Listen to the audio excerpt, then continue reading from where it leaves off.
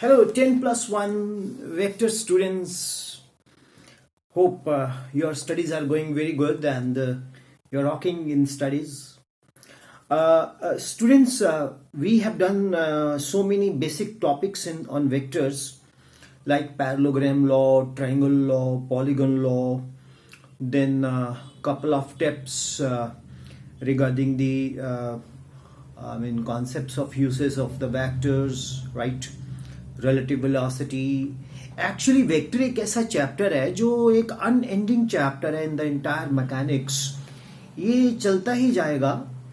मैं बहुत सारे टॉपिक्स फिजिक्स के वेक्टर्स में काफी कवर करने वाला हूं. तो मुझे कुछ स्टूडेंट ने बोला कि सर जो आपका प्लेलिस्ट 1 है वो playlist 1 boards and basic topics and basic concepts पे है. तो मुझे एक पेरेंट्स जो कि खुद टीचर हैं उन्होंने मुझे एक सजेशन दिया कि सर आप हायर ऑर्डर थिंकिंग स्किल्स को भी कवर करो जो कि एग्जाम्स में पूछे जाते हैं. और एक बहुत ही लर्नेड पेरेंट्स ने मुझे एडवाइस किया कि सर आप ये भी बताओ कि जो हायर ऑर्डर थिंकिंग स्किल्स है वो बेसिकली वो कॉम्पिटिशन्स का ही एक बेस है. तो मुझे ये बात अच्छी लगी. तो मैं हर चैप्टर के हायर ऑर्डर थिंकिंग स्किल्स को डिस्कस करने जा रहा हूं जैसे कि इस यूनिट में स्टार्ट हो रहा है. लेकिन टेक्निकल टीम का एक मेरे को एडवाइस है कि सर 20 मिनट से ज्यादा हम नहीं इसको अपलोड कर पाते due to some technical reasons. तो मैं कुछ क्वेश्चंस तो ऑलरेडी लिख के बोर्ड पे, आंसर नहीं सिर्फ क्वेश्चन ऑलरेडी बोर्ड पे लिख के फिर एक्सप्लेन करूंगा, या फिर कुछ क्वेश्चंस मैं आंसर्स में ही डेवलप करता जाऊंगा और आप उसको नोट कर सकते हो. आपकी पास तो एक बहुत बड़ी एडवांटेज है कि आप पॉज करके रिवाइंड करके फिर चला सकते हो. ठीक है ना. ये एक एडवांटेज रहता है ऑनलाइन में यूट्यूब के ऊपर. तो स्टूडेंट्स मैं स्टार्ट करता हूं with you hire order thinking skills in vectors. कोशिश होगी कि ये 20 मिनट से ज्यादा ना जा पाए क्योंकि मुझे टेक्निकल टीम को देखना पड़ता है. ठीक है. Thank you very much. और कुछ बच्चों ने भी बोला सर आप पढ़ाते पढ़ाते बहुत मस्ती करते हो. मैं मस्ती नहीं करता हूं, वो मेरा नेचर है पढ़ाने का. मतलब आई एम लाइक दैट. क्या करूं मैं. अब हर एक इंसान को बहुत सी प्रॉब्लम्स होती हैं. अगर मैं प्रॉब्लम्स लेके क्लास में मुंह लटका के पढ़ाऊंगा तो आपको कहां से समझ आएगा. और आप भी खुद बताओ, पढ़ना और पढ़ाना is a game of mind. ये माइंड टू माइंड का है तो इसमें काम तो करना पड़ता है. ठीक है ना.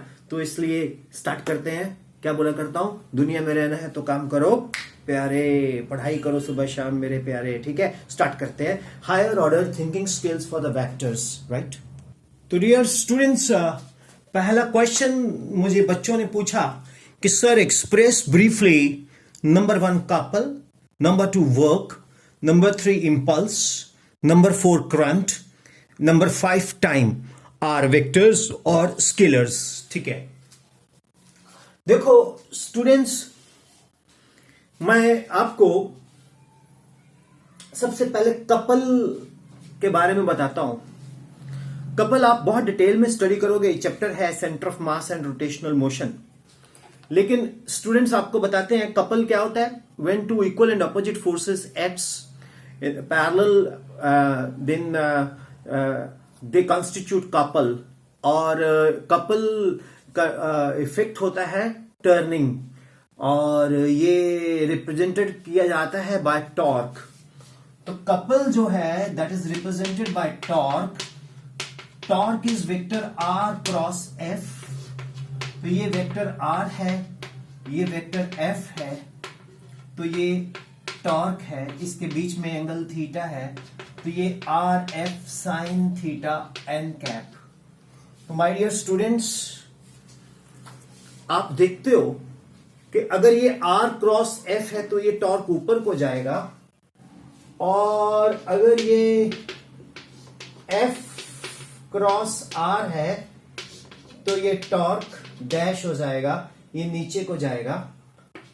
तो टाउ डैश जो है वो है F क्रॉस R और टॉर्क क्या है R क्रॉस F. तो ये मैं परे हट रहा हूं, आप बोर्ड पे ध्यान से देखिए. आप देखेंगे जो टॉर्क डैश है वो जा रहा है नीचे को by right hand vector rule, and torque जो है वो ऊपर को जा रहा है. ये देखिए राइट हैंड वेक्टर रूल क्या है. ये मेरी फिंगर जो है ये R है और जो मेरी पाम है वो F है, तो अगर मैं R क्रॉस F करता हूं तो ये ऊपर को जाता है, अगर मैं F क्रॉस R करता हूं तो ये नीचे को आता है। तो इसका मतलब है जो टॉर्क है वो वेक्टर तो है, लेकिन टॉर्क वेक्टर होने के बावजूद वेक्टर नहीं है, ये सूडो वेक्टर है। इसको हम एक्सियल वेक्टर बोलते हैं। इसको क्या बोलते हैं हम? Axial vector. स्टूडेंट देखो, आप समझ रहे हो, बाद में इसी क्वेश्चंस को आप नोट्स बना के लिखो, आपके बेहतरीन नोट्स बन जाएंगे। ठीक है, हाँ बिल्कुल, बहुत फायदा होगा आपको उससे। तो डियर स्टूडेंट्स, टॉर्क और couple is a pseudo vector और एक्सियल वेक्टर। सूडो वेक्टर और axial vectors are very much vector, but they are not real vector. मेरा एक वीडियो है, पुराने में पड़ा है, 21,000 से ज्यादा व्यूज हैं उसके ऊपर। मतलब पढ़ाने वाली चीजों में इतने हजार व्यूज आ जाएं तो ये बहुत बड़ी बात होती है, क्योंकि ये फन एंड एंटरटेनमेंट तो है नहीं, वो भी फिजिक्स, राइट। मेरा इच्छा रहती है कि मैं आपको मजे में फन से पढ़ाऊं, आप बोर ना हो और समझ भी आए आपको। ठीक है, कोशिश होती है। उस वक्त वो जो वीडियो डाली थी वो ऐसी डाली थी, हम लोगों ने कभी सोचा ही नहीं था कि हम यूट्यूब पे डालेंगे लेक्चर्स। अब बच्चे चाहते हैं ऐसा, तो मैं बच्चों के साथ खड़ा हूं और इससे बेनिफिट भी बहुत लोगों को होता है। You can save lot of fees यार, आपको ट्यूशन जाने की जरूरत नहीं है अगर आप इसको सिंसेरिटी से फॉलो करोगे तो। टॉर्क क्या है? R cross F, r F sign theta, and tau dash क्या है? F cross r. तो ये एक्सियल वेक्टर है, ये सूडो वेक्टर है। आर एंड एफ को हम रियल वेक्टर बोलते हैं या पोलर वेक्टर बोलते हैं। तो ये मेरे एक बच्चे का क्वेश्चन था, ये डाउट होप क्लियर हो गया। अब दूसरा डाउट है बच्चे का मेरा, इज वर्क वेक्टर और स्केलर? यस, इस पे भी आते हैं। अब अगला कॉन्सेप्ट है, is work a vector? Look students, ये एक ट्रैक है, इस ट्रैक पे ये एक ब्लॉक पड़ा है, इस ब्लॉक पे हम लगाते हैं force F.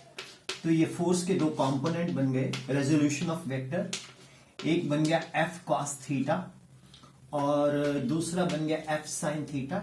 F cos theta horizontal component, F sine theta vertical component. इस ब्लॉक को हम ए से डिस्प्लेस करके ले आए बी के ऊपर। कितना डिस्टेंस लेके आए? एस। तो वर्क किसने करवाया? एफ कॉस थीटा ने, एफ साइन थीटा ने, एफ कॉस थीटा ने। तो F cos theta into S, तो W is equal to F dot S.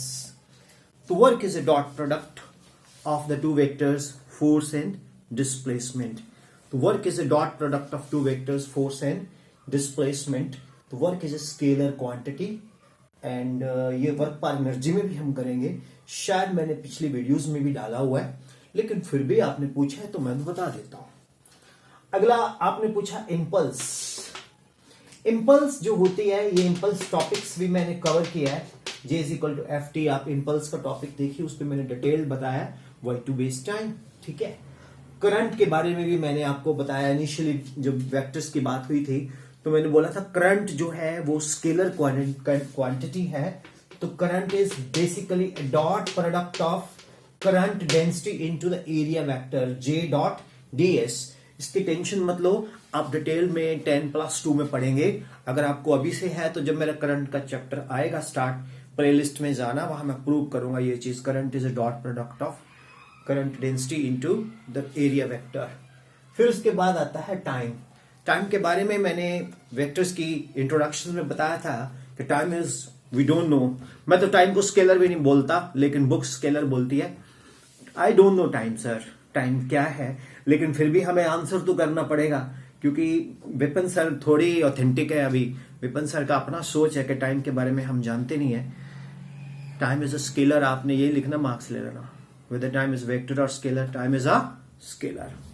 तो ये एक क्वेश्चंस थे जो मेरे को कुछ बच्चों ने पूछे, वो मैंने ब्रीफली बता दिया आपको। अब मैं अगले क्वेश्चंस पे चलता हूं। स्टूडेंट्स, एक क्वेश्चन है जो बच्चों ने पूछा, state the following with reasons whether the following with algebraic operations are meaningful. बहुत है, मैं एक फॉलोइंग लिख रहा हूं अभी, एडिंग एनी टू स्केलर्स, ये बेसिकली क्वेश्चन ही एनसीईआरटी से पूछा गया है मेरे को। बिल्कुल मैं इसका आंसर करता हूं 1 बाय 1 करके। सी, जो स्केलर्स होते हैं ना स्टूडेंट्स, वो सेम फिजिकल क्वांटिटी के हो तो ऐड हो जाते हैं। दो scalars with the same physical quantities nature के हो तो वो ऐड हो जाते हैं। जैसे मास में मास, लेंथ में लेंथ, टाइम में टाइम। मास में लेंथ नहीं ऐड हो सकती, टाइम नहीं ऐड हो सकता। तो स्केलर जो हैं वो सिंपली ऐड हो जाते हैं, but provided they are of the same physical quantity. Adding of any two scalar is not meaningful algebraic operation. Yes, जो समझो ध्यान से, मैं परे हट रहा हूं। Adding of any two scalar is not a meaningful algebraic operations। आप नोट कर लो, two scalars can be added only if these represent the same physical quantity। The adding any two scalars is not a meaningful algebraic operations। क्या मतलब है इसका? मास में मास add करना है, simply एक एडिशन सब्ट्रैक्शन है, it's not a meaningful algebraic operation. Correct? तो सेम फिजिकल क्वांटिटी का होना बहुत जरूरी है। अब मैं अगला फॉलोइंग रिप्रेजेंट करता हूं, आप इसको नोट कर लो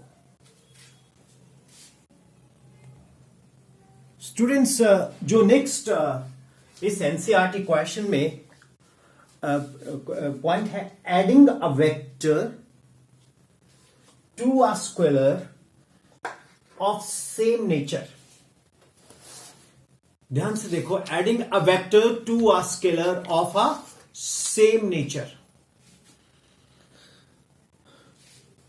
सी स्टूडेंट्स, आप लिख सकते हैं, वी कैन एड इधर a scalar to a scalar. We can add इधर a scalar to a scalar or to a vector। We can add either a scalar to a scalar or a vector to a vector। We can add scalar plus scalar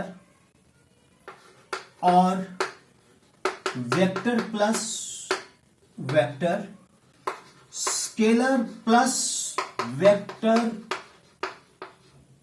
we can never add। भूल के भी नहीं आप add कर सकते हो, right? But this should be of the same dimensions. Dimensions, अगर force है तो फोर्स, मोमेंटम है तो मोमेंटम, राइट? तो this should be of the same dimensions.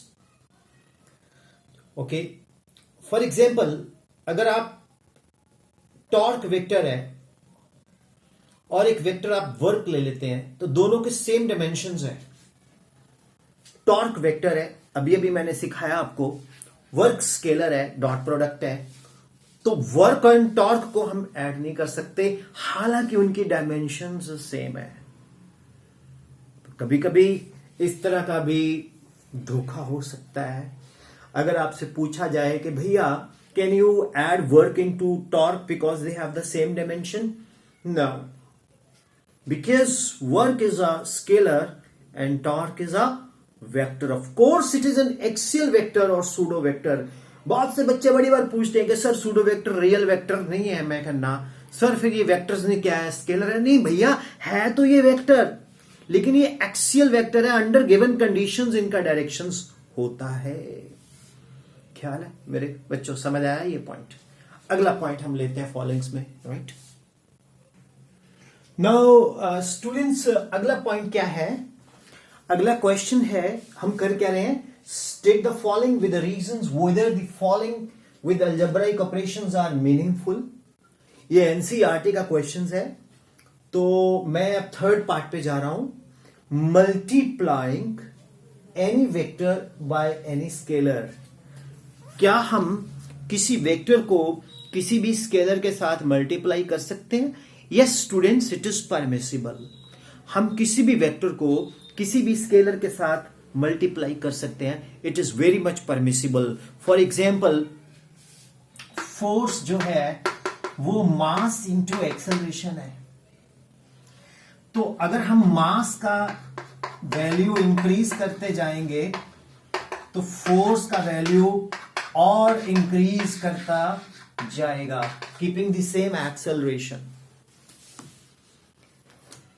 Yes, किसी भी वेक्टर को हम स्केलर से मल्टीप्लाई कर सकते हैं। इससे ये मीनिंगफुल है। ओके, एक बार इसको फिर से सुन लो ध्यान से, मैं इसको इंग्लिश में बोलता हूं। We can multiply any vector by any scalar and the product is a vector, that is, it is permissible algebraic operation. It is permissible algebraic operations. मैं स्क्रीन से जरा परे हूं ताकि आप बोर्ड पे देख सको। It is permissible algebraic operation. For example, अगर हम मास को एक्सेलरेशन से मल्टीप्लाई करते हैं तो मैग्नीट्यूड ऑफ फोर्स इंक्रीज करता जाता है। Hope it is clear. तो अब मैं अगला पार्ट में जाता हूं। ठीक है स्टूडेंट्स, जो क्लास में बैठे हैं आज नोट नहीं कर रहे हैं, कोई बात नहीं। आप के पास ये लेक्चर यूट्यूब पे भी जा रहा है और ये यूट्यूब स्कूल ऑफ साइंस पे भी अवेलेबल है और विपिन शर्मा फिजिक्स पे भी अवेलेबल है। School of science Patiala is now totally digital in physics of Vipin Sharma classes. ठीक है, तो आप इसको नोट कर सकते हो and save money, save time. सारा बोर्ड्स में ये आता है। ठीक है ना, तो ये एनसीईआरटी का क्वेश्चंस हम 3 पार्ट्स कर चुके। अब मैं 4th पार्ट पे चलता हूं। नाउ स्टूडेंट्स, अगला पॉइंट क्या आता है कि मल्टीप्लाइंग एनी 2 स्केलर्स। अगर हम 2 स्केलर्स को मल्टीप्लाई करते हैं तो क्या ये मीनिंगफुल है? ये 1,00,000% मीनिंगफुल है। यस, हम 2 स्केलर्स को मल्टीप्लाई कर सकते हैं। जैसे आप देखो, पावर स्केलर है, ये क्या होता है? वर्क स्केलर है अपॉन टाइम। ठीक है, तो वर्क क्या बना?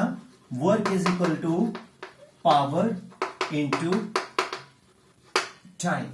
सो अगर हम 2 स्केलर्स को मल्टीप्लाई करते हैं तो पॉसिबल है, चाहे वो डिफरेंट डायमेंशंस के क्यों ना हो। अब वर्क का डायमेंशंस अलग है, पावर का डायमेंशंस अलग है, टाइम का डायमेंशंस अलग है। हम पावर को टाइम से मल्टीप्लाई करते हैं, दोनों स्केलर है तो हमें वर्क मिलता है, फिजिकल क्वांटिटी। तो इसको हम कैसे वर्ड्स में रिप्रेजेंट करेंगे? हम इसको बोल सकते हैं multiplying 2 scalar is permissible algebraic operation. For example, power and time, both scalars on multiplication give work power as power is equal to work upon time. मेरे हिसाब से ये कॉन्सेप्ट भी आपको क्लियर हो गया होगा। Is it clear? स्टूडेंट्स, एक कोशिश होती है कि आपको अच्छी क्वालिटी की टीचिंग मिले, आपको वो टीचिंग मिले जिसकी आपको जरूरत है, आप भटके ना टॉपिक से, राइट। और मैं ये भी कोशिश करता हूं कि मेरी लाइव लेक्चर रिकॉर्ड होके आपके पास जाए ताकि आपको एक नेचुरल टीचिंग मिले, राइट। अब मैं आगे निकलता हूं। अगला ये NCERT question, adding any 2 vectors, is it meaningful? Absolutely not meaningful. We cannot add 2 vectors of different dimensions. We can add 2 vectors of the same dimensions, like force with force and velocity with velocity, momentum with momentum. We cannot add 2 vectors of different dimensions, right? अगर मैं इसको बोलूं तो only those 2 vectors can be added which represents the same nature of dimensions. Like we can add velocity with velocity, force with force, acceleration with acceleration. तो students, ये एक बहुत important question है जो कि एनसीईआरटी का है, और इसको हम इसमें आपको एक्सप्लेन कर रहे हैं। तो and adding any to vector is not meaningful algebraic operations otherwise, but we can add only those two vectors which are of the same nature, right? Okay, and that too by applying the law of vector additions like triangle law, like parallelogram law, like polygon law. We cannot add vectors algebraically, that is not meaningful, but we can add two vectors using the laws of the vector additions like triangle law, parallelogram law, etc. Right? So addition of the vector is possible only within the laws of the vectors. Hope it is clear. तो ये NCERT का question मैंने आपको सामने 4 parts जो हैं वो discuss किए। अब हम अगले higher order thinking scale question set में चलेंगे। Thank you very much. The best way, भूल गया था मैं, the best way to use Vipin Sharma physics channel is good mood में आके बैठो, पिछला रिवाइज करके आओ, प्लेलिस्ट को फॉलो करो 1 2 3 4। अच्छा लगे तो बाकी दोस्तों को बता दो, क्या फर्क पड़ता है। सबका फायदा होता है इसमें, राइट? नहीं तो गूगल बाबा आपको बताएगा खुद से। वो गूगल बाबा मेरा बहुत अच्छा है, right? I don't need any baba other than Google baba. Love you, bye bye.